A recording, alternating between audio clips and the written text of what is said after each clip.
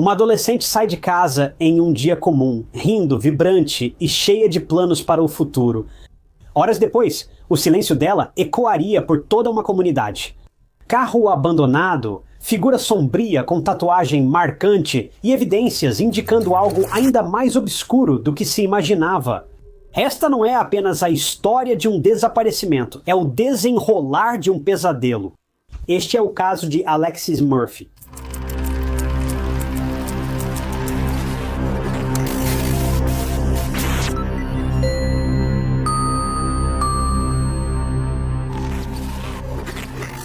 Bem-vindo ao True Crime Stories. Sou Ty Knotts e trago novos documentários de crimes reais toda semana.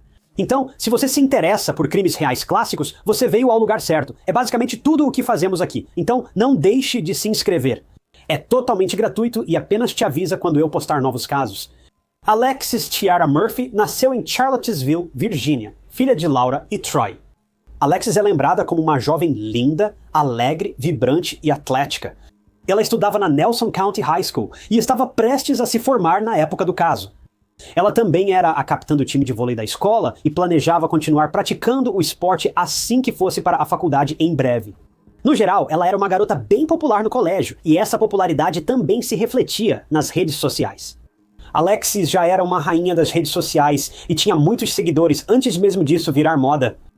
Ela estava sempre postando vídeos dela mesma, atualizando seus seguidores e amigos sobre o que estava fazendo e para onde estava indo, e sempre fazia vídeos se divertindo, dançando e cantando. Ela registrava quase toda a sua vida online. Laura, mãe de Alexis, acha que, se estivesse aqui hoje, ela seria famosa no TikTok, sonho de muitos adolescentes atualmente. Mas Alexis não era snob quanto à sua popularidade.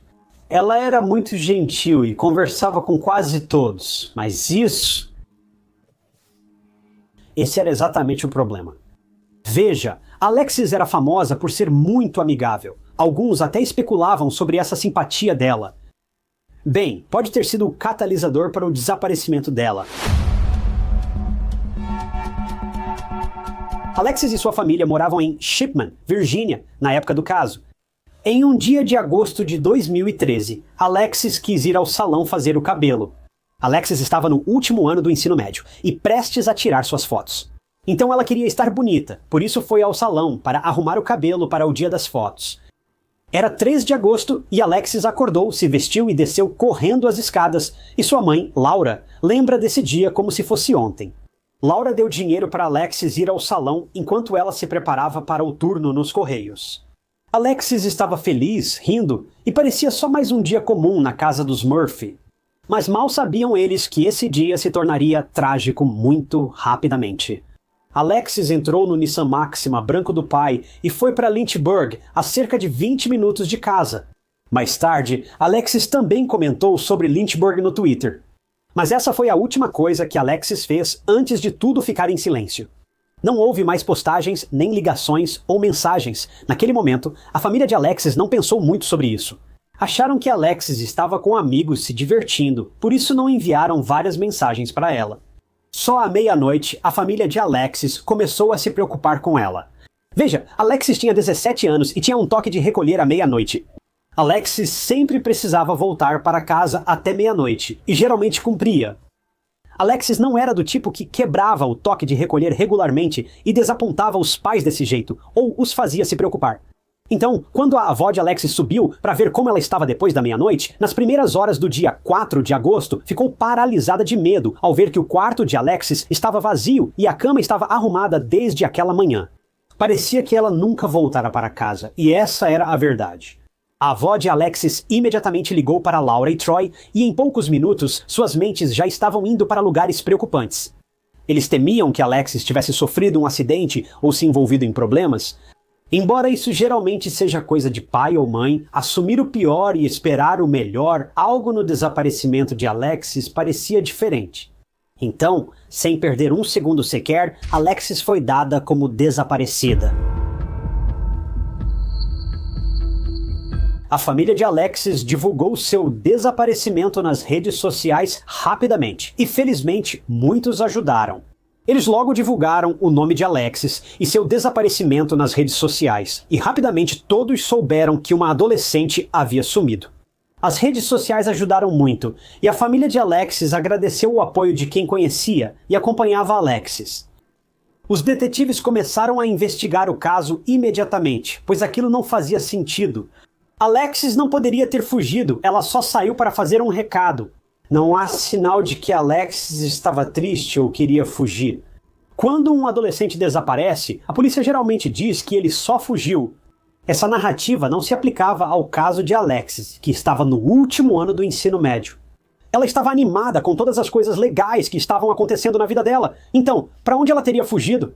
Os investigadores tinham que achar respostas para essa pergunta perturbadora. Eles rastrearam os passos de Alexis e seu destino em 3 de agosto.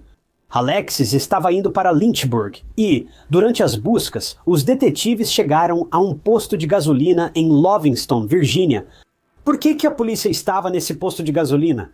Bem, isso aconteceu porque os detetives descobriram que as imagens das câmeras de segurança desse posto de gasolina registraram Alexis na propriedade no dia em que ela desapareceu. Os investigadores analisaram as imagens e, embora inicialmente não vissem nada em comum, notaram algo ou alguém quando Alexis saía. Alexis estava calma e agindo normalmente. Os detetives não acharam que ela estava sendo seguida por alguém naquele momento, nem que ela estava desconfortável com a presença de alguém. Alexis foi vista entrando na estação usando as mesmas roupas que seus pais lembravam. Ela abasteceu o carro e entrou na loja algum tempo depois, mas, ao sair, alguém segurou a porta para ela. Era um homem, mas seu rosto não era visível nas imagens granuladas. Mas havia uma tatuagem distinta e grande na lateral do pescoço do homem, e ele estava usando uma camisa branca. Então a polícia tinha algo, mesmo que não fosse muito. Mas por que os detetives olhavam para um homem que só segurava a porta para Alexis? Se for o caso, é uma experiência normal do dia a dia. Você sai, várias pessoas seguram a porta para você, ou você faz o mesmo por elas. Por que os investigadores estavam tão focados nesse cara aleatório? Bem, isso porque o cara misterioso também tinha um veículo que só poderia ser descrito como único. O homem estava com um Jeep Suburban camuflado, o que chamou a atenção da polícia por algum motivo. A polícia geralmente não segue pistas só por intuição. Quer dizer, eles realmente não têm permissão para isso, mas tinha algo nesse cara que parecia estranho. Enquanto os detetives investigavam a localização do telefone da Alexis, já haviam se passado 3 dias desde seu desaparecimento e a situação não melhorava. Alexis estava sumida há 72 horas. Nesse momento, todos achavam que algo ruim havia acontecido com ela, pois tudo era muito estranho. No dia 6 de agosto, as suspeitas se confirmaram e eles acharam algo em um estacionamento de teatro. Ao saber de um veículo suspeito no estacionamento, a polícia foi verificar e encontrou um Nissan Maxima branco abandonado. Quando a família de Alexis foi chamada ao local, eles identificaram como sendo o mesmo carro que Alexis estava dirigindo no dia em que desapareceu. Era o carro do pai de Alexis, Troy, mas não havia sinal de sua filha dentro dele. A questão é que Alexis jamais deixaria o carro sozinho assim. A menos que ela estivesse em perigo e alguém a forçasse a sair do carro. Os detetives, curiosos sobre como o carro chegou ali, decidiram checar as câmeras de segurança dos vizinhos. Eles acharam um shopping próximo e, por sorte, a câmera estava virada para o estacionamento. Quando a polícia viu as imagens às 22h30, no dia seguinte ao desaparecimento de Alexis, eles viram alguém dirigindo o carro de Alexis e saindo dele antes de voltar a pé para onde quer que tivesse vindo. As imagens estavam muito granuladas e em preto e branco, e mesmo com a melhora, não foi possível identificar o motorista. Mesmo sem ver o rosto do motorista, os detetives tinham certeza de algo. A pessoa que saiu daquele carro não era Alexis, era um homem. Bem, pelo menos julgando pela silhueta e pelo porte físico do motorista, parecia ser um homem. Então, os investigadores sabiam que esse homem, ou quem quer que fosse, era o responsável pelo desaparecimento de Alexis. Mas por que ele estaria com o carro dela? Os detetives também investigavam o telefone dela e logo conseguiram uma pista promissora. O celular emitia sinal a cerca de 1,5 km do posto onde Alexis foi vista pela última vez. Quando a polícia isolou a área, era uma casa abandonada cercada de vegetação. Mas os detetives também perceberam outra coisa. No meio da vegetação alta, um veículo sem camuflagem estava estacionado. Parecia assustadoramente semelhante ao caminhão do homem misterioso no posto de gasolina, o mesmo homem que segurou a porta para Alexis no dia em que ela desapareceu. Isso era muito suspeito e dificilmente coincidência, mas os investigadores pegaram o suspeito? Bem, só existe uma forma de saber. Então, aquela casa abandonada na verdade não estava abandonada. Na verdade, não era uma casa, e sim um trailer onde alguém morava, mas para muitos parecia abandonado. Ao baterem na porta, um homem saiu e a polícia logo notou sua grande tatuagem escura no pescoço. Era uma tatuagem do Patolino. Ao ser questionado, o homem se identificou como Randy Taylor e confirmou que o veículo era seu. Quando perguntado sobre Alexis, o homem fingiu não saber, dizendo que não a conhecia nem a tinha visto. Ainda assim, os detetives desconfiaram e decidiram olhar dentro do trailer. Randy autorizou a entrada dos investigadores e, ao entrarem no trailer, eles logo notaram algo suspeito no chão. Era um brinco de diamante. A polícia suspeitou que fosse brinco ou piercing, ambos usados por Alexis no desaparecimento. Além disso, os detetives conseguiram encontrar o que parecia ser uma unha quebrada, assim como um fio de cabelo preto no carpete e também no travesseiro da cama de Randy. Os investigadores coletaram os itens como evidência e os enviaram para análise. Eles queriam saber se esses itens eram do DNA de Alexis. Enquanto isso, os detetives foram embora sem prender Randy, porque precisavam de provas concretas, mas isso não significava que ele estava livre de suspeitas. Randy era estranho, o tipo de pessoa com quem você evitaria ficar sozinho em um ponto de ônibus ou rua deserta. Ele simplesmente não tinha aquele jeito que transmitia segurança, era praticamente o oposto. Quando o DNA chegou, as suspeitas da polícia se confirmaram. A unha e o cabelo correspondiam ao DNA de Alexis, então Alexis esteve no trailer de Randy. Mas por quê? Bem, eles não se conheciam, Alexis com certeza não andava com ele no passado. Então por que o DNA de Alexis estava por todo o trailer de Randy? E mais importante, o que tinha acontecido naquele trailer? Onde Alexis estava agora e ela ainda estava viva?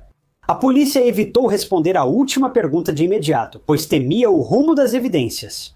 Após a revelação, Randy virou o principal suspeito do sumiço de Alexis. Quando os investigadores apresentaram as provas de DNA, Randy mudou sua história. De repente, ele passou de não saber quem era Alexis para agora se lembrar dela indo até seu trailer. Randy contou que estava em seu trailer cuidando de sua vida quando ouviu uma batida na porta. Ao abrir a porta, viu um homem de dreadlocks e uma jovem de cerca de 17 anos. Ambos queriam substâncias ilegais dele. Segundo Randy, eles entraram no trailer, beberam cerveja e Alexis saiu feliz e sorrindo com o Sr. Dreadlocks no carro dele. Randy enfatizou que ele era apenas um anfitrião legal que abriu a porta do seu trailer para duas pessoas, praticamente desconhecidos. Bem, quando os detetives perguntaram quem era o homem com dreadlocks, Randy disse que o nome dele era Damien. Então, os investigadores foram conversar com o próprio Damien. Mas logo descobriram que Damien não sabia nada sobre Alexis ou sobre ter encontrado Randy no dia 3 de agosto porque ele estava no Alabama na época, o que a polícia conseguiu confirmar. Os detetives perceberam que foram enganados por Randy e o prenderam por suspeita de sequestro. Além disso, os investigadores decidiram investigar quem Randy realmente era, e quando perguntaram para as pessoas, ficaram surpresos, mas nem tanto. Só de olhar para ele, já se nota um passado suspeito. Descobriu-se que Randy gostava de assustar as pessoas. Os funcionários do posto de gasolina que Randy visitou quando Alexis foi vista pela última vez tinham muito a dizer sobre Randy. Funcionários e clientes do posto disseram que o Randy passava horas sentado em seu Jeep no estacionamento observando as pessoas. Ele claramente deixava as pessoas desconfortáveis. Nunca houve uma razão para ele passar tanto tempo naquele posto de gasolina. Ele simplesmente fazia isso. Além disso, os detetives obtiveram uma informação interessante de outro funcionário. Essa pessoa trabalhava em uma loja de filmes adultos e disse que, cerca de 45 minutos a 1 hora antes de Randy ser visto com Alexis nas câmeras do posto, ele estava na loja comprando filmes adultos. Então, a polícia sabia que já estava mais do que na hora de revistar o trailer de Randy e revirá-lo em busca de qualquer evidência. E adivinha só, eles encontraram algo, e isso levou a uma descoberta que todos temiam desde o início. Com um mandado de busca para o trailer de Randy, os detetives revistaram todo o local. Sob o sofá, eles acharam algo. Era uma camiseta branca enrolada com extensões de cabelo pretas e cílios postiços. Era a mesma camiseta branca que Randy usava nas imagens das câmeras do posto de gasolina. Mas os investigadores descobriram outra coisa que os horrorizou. Ao virar a camiseta, os detetives se apavoraram ao ver uma grande mancha vermelha. Todos os itens foram enviados para teste de DNA e, rapidamente, os resultados mostraram que o DNA na camiseta e nas extensões de cabelo era de Alexis. As coisas estavam ficando bem sombrias bem rápido, mas infelizmente havia mais. A polícia recuperou um álbum de recortes que revelava a mente desse homem assustador. Ele tinha recortado fotos de modelos usando roupas provocantes, mas os rostos foram cortados e trocados pelo de uma menina. Não era só uma garota aleatória, mas claramente alguém muito jovem, provavelmente adolescente. E quando os detetives investigaram mais a fundo, eles encontraram algo. A jovem das fotos era filha da colega de trabalho do Randy. Se você ainda não achava esse homem nojento, aqui está a prova. Um homem de 48 anos estava interessado por uma jovem que, pelo que imagino, poderia ser uma adolescente, mas mesmo que não seja, tudo nessa situação fez todo mundo se arrepiar de nojo. É assustador. Como esse cara conseguiu tantas fotos da filha do colega de trabalho? Há tantos níveis nisso que são de deixar qualquer um perplexo e, em grande parte, continuam sem explicação. Os investigadores também conseguiram encontrar o celular de Alexis a poucos metros do trailer de Randy. As evidências contra esse homem só aumentam e o que aconteceu parece claro. Mas Randy assumiu seus crimes? É claro que não. Ele ainda estava na cadeia, detido pelas acusações de sequestro, e mesmo assim continuava insistindo que não sabia nada sobre Alexis ou quem ela era. A polícia buscou Alexis em todos os lugares, mas as chances de achá-la viva diminuíam a cada dia. A essa altura, já não era uma missão de resgate, mas de recuperação. A família de Alexis estava simplesmente devastada com a rapidez com que as coisas pioraram e como tudo aconteceu tão rápido. Quando você se coloca no lugar desses pais, entes queridos, seja quem for, isso realmente pode te deixar em um estado mental estranho e confuso. Quando você pensa nisso, há poucos dias, Alexis estava sentada na sala de estar com a família, rindo e conversando sobre sabe-se lá o quê. Agora ela se foi e esse cara é o culpado? Dói fisicamente até tentar compreender esse nível de medo, confusão e luto. Na quinta passada, saímos para tomar sorvete. Agora, nesta quinta, organizamos um funeral. Esse foi basicamente o cenário em que a família de Alexis se encontrou. Alexis tinha saído para resolver um compromisso, algo que muitas mulheres e meninas fazem sem pensar duas vezes, mas ela nunca voltou, e agora os detetives concluíram que ela pode nem estar mais viva. É difícil imaginar estar no lugar da família dela e como a esperança deles acabou tão rápido. Mas outra tragédia aguardava a família Murphy, pois após um mês de buscas, Alexis continuava desaparecida. E se não havia corpo, como a família Murphy poderia realmente seguir em frente? E pior ainda, sem um corpo, Randy sequer seria julgado com sucesso pelo assassinato dela. Os investigadores estavam confiantes de que poderiam condenar Randy por assassinato sem ter recuperado o corpo de Alexis. Foi exatamente o que fizeram. Randy foi acusado de matar Alexis. Em 24 de setembro de 2013, mais de um mês após o desaparecimento de Alexis, Randy foi indiciado por duas acusações de crime. Em janeiro de 2014, ele foi acusado de homicídio em primeiro grau, homicídio doloso em primeiro grau e sequestro com intenção de violar, além de uma acusação não relacionada de grande furto. Randy declarou-se inocente de todas as acusações e aguardava o julgamento marcado para maio daquele ano. Quando o julgamento começou, a promotoria apresentou todas as provas, incluindo o DNA de Alexis, assim como as imagens das câmeras de segurança, e não havia mais nada a ser discutido. Em 8 de maio de 2014, Randy Taylor foi considerado culpado de todas as acusações e, em julho, condenado a 2 prisões perpétuas. Ele tentou reduzir sua sentença ao influenciar o júri, alegando que outra pessoa participou do assassinato de Alexis. Mas, obviamente, isso não funcionou. Randy foi condenado com sucesso, e esse homem nunca mais será autorizado a sair da prisão. Mas os jogos dele ainda não tinham acabado. Pouco depois do julgamento, Randy teve uma ideia brilhante para voltar aos holofotes. Em outubro de 2014, Randy disse que os investigadores prenderam a pessoa errada e que o verdadeiro assassino ainda estava solto. Quando perguntaram a quem ele culpava, surgiu um nome conhecido: Jesse Matthews. Na época do sumiço de Alexis, a Virginia enfrentava vários outros casos de desaparecimento. Morgan Harrington, Hannah Graham e Samantha Clark desapareceram a poucos minutos do local onde Alexis foi vista pela última vez e onde seu carro foi achado abandonado. Jesse Matthews era o principal suspeito nos desaparecimentos de Morgan e Hannah. A descrição batia com o homem que disse estar com Alexis no dia da visita ao trailer. Jesse era enorme e também tinha dreadlocks. A dica do Randy fez a polícia perder tempo tentando descartar Jesse, e após testes de DNA e outros exames, Jesse Matthews foi excluído como suspeito no caso Alexis. Mas não era como se Jesse fosse uma pessoa boa ou limpa, nada disso. Na verdade, Randy e Jesse eram farinha do mesmo saco. Jesse matou Morgan e Hannah e foi acusado pelos assassinatos. Mas ver Randy jogar Jesse debaixo do ônibus para se salvar, bem, isso é simplesmente revoltante. O quanto pessoas assim são capazes de ir para salvar a própria pele é realmente alarmante, considerando a falta de consideração que têm pelas próprias vítimas. Enfim, a confusão com Jesse Matthews terminou e Randy estava preso, mas a família Murphy ainda queria achar Alexis e trazê-la de volta. Randy tentou convencer os promotores a trocar suas 2 prisões perpétuas por 20 anos, oferecendo a localização do corpo de Alexis. Mas a família Murphy recusou isso, mesmo querendo muito esse desfecho. Eles queriam que Randy sofresse e cumprisse toda a sua punição, mesmo que isso significasse que Alexis não poderia ser encontrada. Mesmo tendo aberto mão da possibilidade de o assassino de sua filha revelar o paradeiro dela, a família Murphy continuou lutando. E no final, eles teriam que esperar mais 6 anos antes de receberem a notícia de que Alexis havia sido encontrada. Em 3 de dezembro de 2020, 6 anos após a prisão de Randy pelo assassinato, restos humanos foram achados em Lovington, perto do posto de gasolina onde ela foi vista pela última vez. Somente em fevereiro de 2021, os restos mortais foram identificados como Alexis Murphy.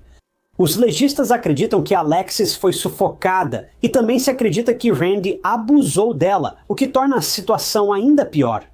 Randy aparentemente convenceu Alexis a segui-lo do posto de gasolina até seu trailer, onde tirou sua vida.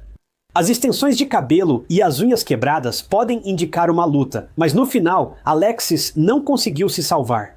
Em seguida, ele se desfez do corpo dela e do celular ali perto e saiu como se nada tivesse acontecido. Após tudo, a celebração da vida de Alexis ocorreu em 6 de junho de 2021, em seu 25º aniversário. A cerimônia foi no estádio de futebol americano da escola, onde ela estudou, lotado por pessoas homenageando uma jovem feliz, engraçada e sábia que perdeu a vida de forma repentina e desnecessária. A família Murphy também construiu um jardim como memorial, onde estão as cinzas de Alexis. No fim, a família dela está ferida, mas em paz. A vida dela foi interrompida de forma vergonhosa pelo prazer doentio de um homem. É repugnante. Mas, de algum modo, baixaram as armas, aceitaram o que foi feito e encontraram certa paz após toda a confusão. É realmente impressionante, sendo sincero, que eles conseguiram encontrar algum conforto depois que algo tão trágico destruiu a família deles. Meu coração dói muito por eles, mas saber que eles finalmente conseguiram superar tudo isso é simplesmente incrível. É inacreditável que Alexis tenha sido alvo da forma como foi. Ela não está em um lugar perigoso ou algo do tipo. Ela só ia abastecer o carro e continuar o dia, como todos nós fazemos. Isso realmente mostra que não importa onde você esteja, não importa com quem você esteja, nenhum de nós está realmente seguro.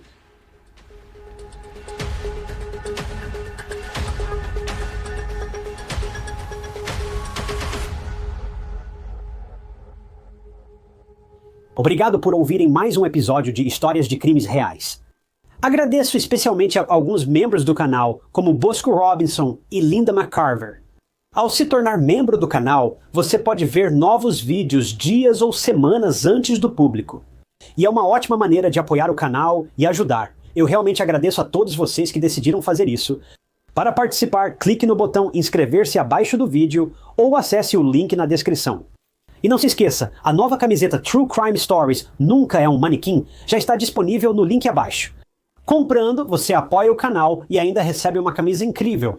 Mas como sempre, se você gostou deste vídeo, confira esse outro caso interessante que eu cobri. E não se esqueça de se inscrever, é totalmente grátis. Assim você acompanha todos os meus vídeos. Sou Ty Knots e nos vemos no próximo vídeo.